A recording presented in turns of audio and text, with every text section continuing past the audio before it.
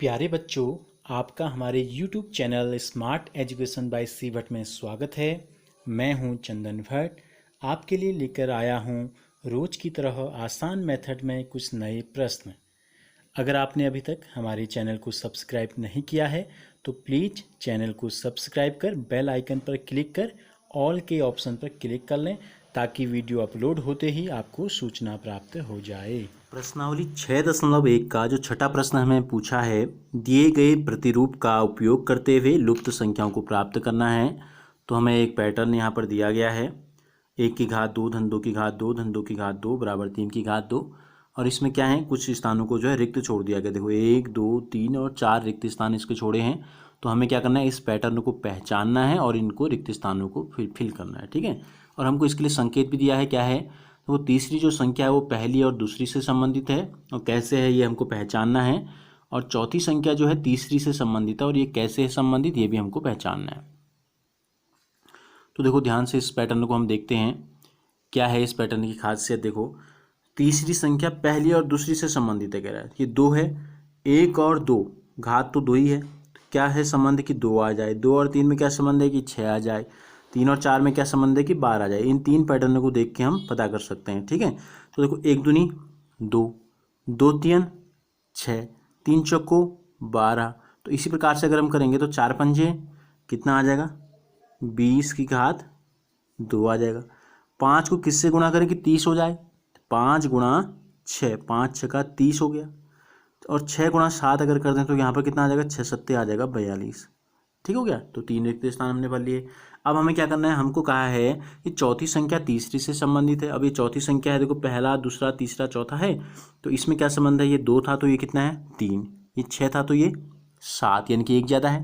ये 12 है तो ये कितना है 13 हो गया, तो 1 ज़्यादा हो गया। तो ये 20 है तो ये 1 ज़्यादा 21 हो गया। ये 30 है तो ये 1 ज़्यादा 31 हो गया। ये 42 है तो ये कितना हो जाएगा, फिर ये हो जाएगा 43 की घात 2। तो इस प्रकार से हमने इस पैटर्न को फिल कर दिया। आपसे पूछा था दूसरी किस प्रकार से संबंधित है, तो देख लिया आपने। तीसरी जो संख्या है यहाँ पर हम लिख भी सकते हैं, तीसरी संख्या जो है वो पहली संख्या गुणा दूसरी संख्या करके प्राप्त हो रही है। और जो चौथी संख्या हमको प्राप्त हो रही है वो कैसे प्राप्त हुई, हमें तीसरी संख्या में क्या प्लस करना पड़ रहा है, 1 प्लस कर देंगे तो चौथी संख्या आ गई। योग संक्रिया किए बिना योगफल ज्ञात करना है, हमको जोड़ना नहीं है। 7वां जो प्रश्न हमको दिया गया है, हमें उत्तर सीधे निकालना है। हम ऐसे नहीं जोड़ना है, 1 में 3 जोड़ो 4, 4 में 5 जोड़ा 9, ऐसे जोड़ के उत्तर नहीं निकालना है। योग संक्रिया किए बिना। अब हमको ये देखना है कि ये दिया क्या है। देखो एक विषम संख्या है, 1 के बाद क्या आता है 2 सम है, 3 विषम 4 सम 5 विषम 6 सम 7 विषम 8 सम 9 विषम। तो 1 3 5 7 9 क्या है, क्रम से आने वाली विषम संख्याएं। कितनी, 1 2 3 4 5।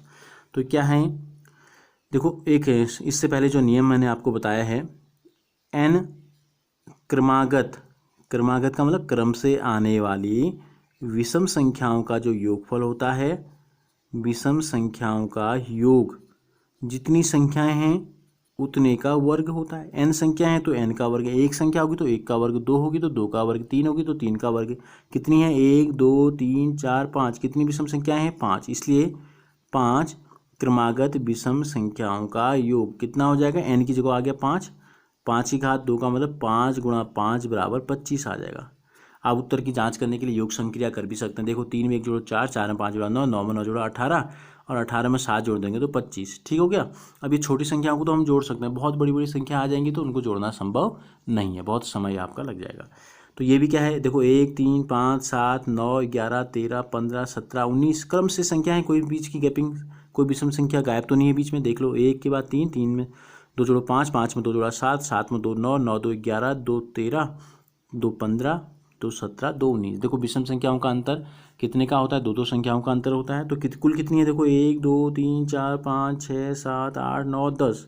तो सीधे सीधे इस सूत्र के हिसाब से लिख देंगे, 10 क्रमागत यानी कि क्रम से आने वाली विषम संख्याओं का योगफल, विषम संख्याओं का योग कितना हो जाएगा, n की घात 2 होता है, n की जगह 10 है तो 10 की घात 2 का मतलब कितना हो गया, 10 गुणा 10 यानी कि 100। इन सबको जोड़ेंगे तो कितना आएगा 100, हमने बिना जोड़े निकाला है।